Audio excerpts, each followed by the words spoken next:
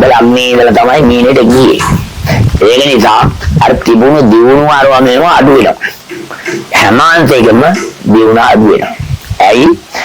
තමන්ගේ ගෙදර හිටපු එක්කෙනා වෙන ගෙදරකට ගියා වගේ තමයි. අංකාවටත් හොඳ නැහැ. කුම්භනි ඊළාට කුම්භ ලග්නේ ඉඳලා මීනෙට ගියේ.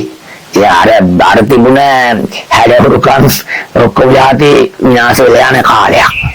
ඊළඟට ඇත්තම වශයෙන් පාලන තන්ත්‍රය වුණත් මම හිතන්නේ අවුල් සහගත තත්ත්වයකටපත් වෙන්න පුළුවන් ලංකාවේ.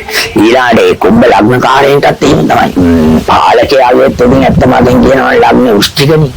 ඒ උෂ්ටික ලග්නකාරයන්ට හොඳ නැහැ ඒක. තුන්පවුන් මිනිසුන්ගේ තිබුණ ප්‍රසාදය අරවන්න නැති වෙනවා. හිතවත්මය තමන්ගේ නෑදෑයෝ කියන අයගෙන්ම තමන්ට එල්ල වෙනවා නොඑක් ප්‍රශ්න එල්ල වෙනවා. මකර කුම්භ දෙකටම හොඳ නැහැ. ඒ දෙන්නාගේම අධිපතිය තමයි සෙනසුරු. එදාට විශේෂයෙන් සෙනසුරු පූජාවක් කරන එක හොඳයි. මුගකොළ ඒ වගේම එළඟිතෙල් නිල් මල් වගේ දේවල් ගන්න.